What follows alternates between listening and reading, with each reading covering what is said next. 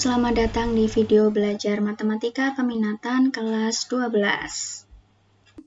Dalam video pembelajaran kali ini, Ibu akan menjelaskan tentang aplikasi turunan fungsi trigonometri. Sebetulnya untuk aplikasi turunan fungsi sudah pernah kalian pelajari di kelas 11, tetapi fungsinya adalah fungsi aljabar. Nah, di kelas 12 ini kita kembangkan lagi dengan menggunakan fungsi trigonometri. Secara umum isi materinya sama, hanya fungsinya adalah fungsi trigonometri. Nah, untuk yang pertama, kita akan belajar dulu tentang persamaan garis singgung kurva dan persamaan garis normal kurva. Sebelum masuk ke materi, terlebih dahulu Ibu akan mengingatkan tentang turunan fungsi trigonometri. Sebagai contoh, diketahui fungsi Y sama dengan sin 4X ditambah cos X. Turunan pertama fungsi Y adalah, ya betul, 4 cos 4X dikurangi sin X. Kemudian contoh yang kedua, turunan dari cos 5X plus 3X kuadrat min 7X adalah F aksen X sama dengan, ya, negatif 5 sin 5X ditambah 6X dikurangi 7.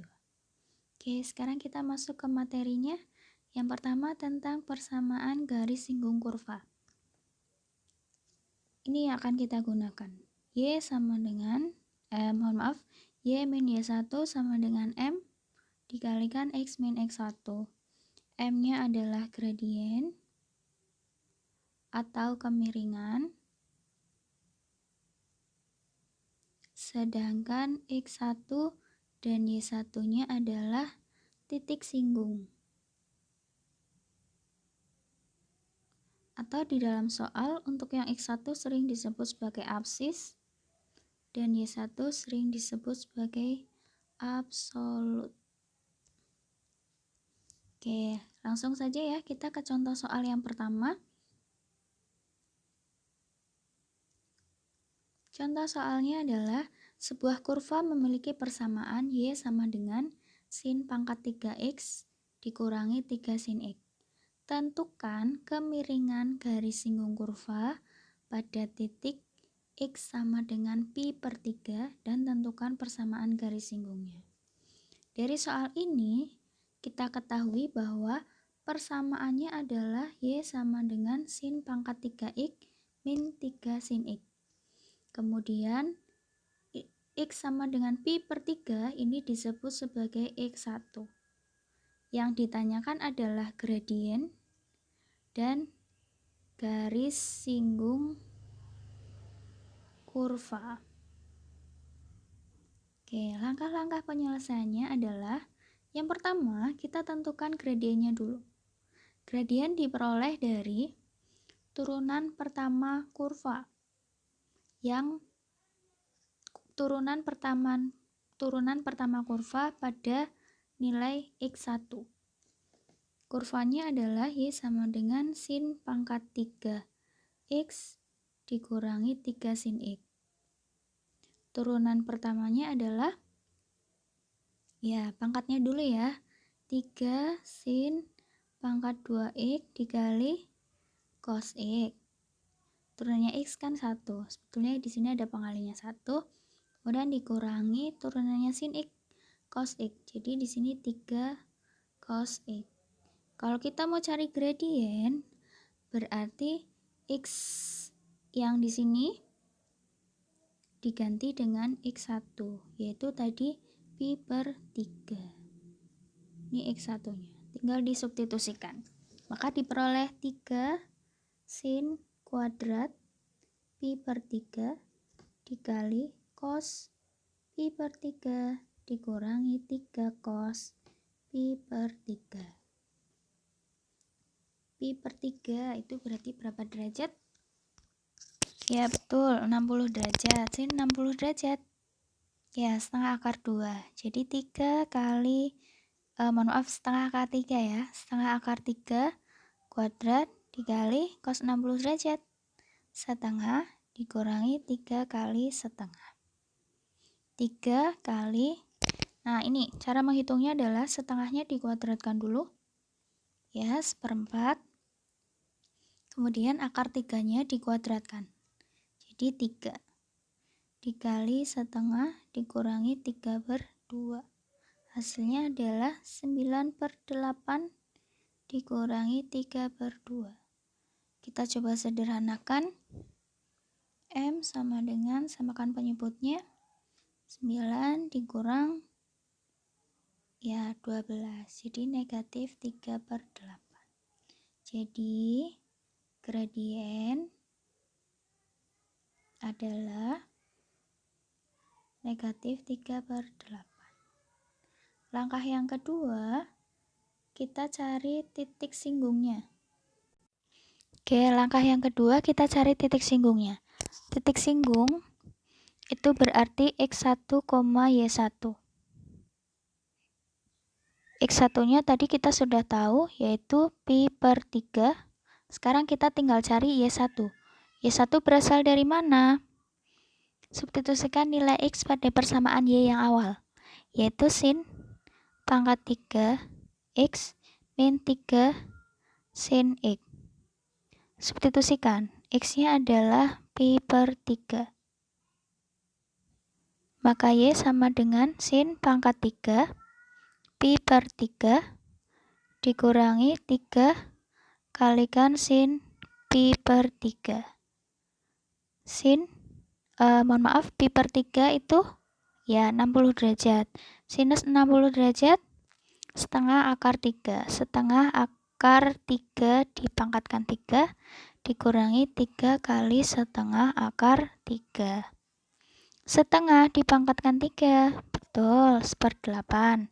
Akar 3 dipangkatkan 3, ya 3 akar 3 dikurangi 3 akar 3/2. Atau boleh kita samakan penyebut, 8 ya. 3 akar 3 dikurangi 12 akar 3.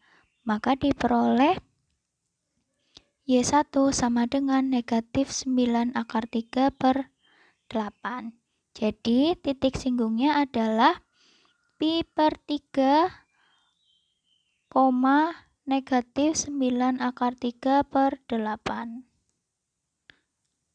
Nah, langkah yang terakhir baru kita tentukan persamaan garis singgungnya, yaitu Y min Y1 sama dengan M X min X1. Y min 9 akar 3/8 sama dengan negatif 3/8 dikalikan X min pi/3.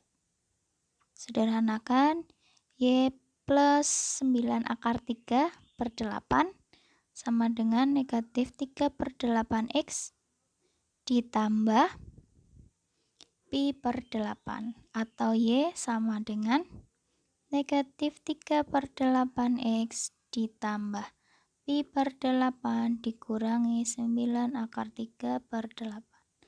Ini persamaan garis singgungnya. Lanjut ya ke contoh soal yang kedua. Sebuah kurva memiliki persamaan fx sama dengan cos 2x. Tentukan kemiringan garis singgung tersebut di titik pi/6, setengah dan tentukan persamaan garis singgungnya. Nah, kalian jangan bingung. Kalau tadi di soal pertama kita pakai variabel y, di sini kalian menemukan fx. Artinya itu sama sebetulnya. Fx itu sama dengan y.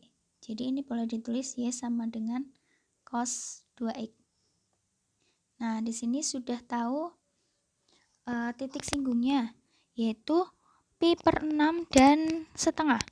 Jadi pi/6 adalah x1, setengahnya adalah y1. Kemudian kita cari kemiringan atau gradien dan persamaan garis singgungnya. Jadi langkahnya tinggal 2, tentukan gradien sama langsung ke persamaan garis singgung kurvanya. Kita tentukan gradiennya dulu. Y sama dengan cos 2x. Maka turunan pertamanya adalah, betul, negatif 2 sin 2x. Sehingga gradiennya adalah Substitusikan X1-nya tadi pi per 6. Jadi negatif 2 sin 2 kalikan pi per 6. Hasilnya adalah negatif 2 kali pi per 6 itu 30 derajat dikalikan 2, 60 derajat sin 60. Ya, setengah akar 3. Maka gradiennya adalah ya negatif akar 3. Ini habis. Kemudian langsung kita cari persamaannya, yaitu Y min Y1 sama dengan M X min X1. Y min Y1-nya tadi berapa? Ya, setengah sama dengan gradiennya tadi negatif akar 3 kalikan X min pi per 6. Y sama dengan min akar 3X dikurangi, maksud saya ditambah akar 3 pi per 6 ditambah setengah. Selesai. Oke, kemudian kita langsung ke garis normal. Persamaan garis normal ditentukan oleh Y min Y1 sama dengan negatif 1 per M dikalikan X min X1. Perbedaannya ada di sini ya. Kalau tadi garis normal itu M, garis singgung itu M, garis normal itu negatif 1 per M. Penjelasannya sama, M adalah gradien,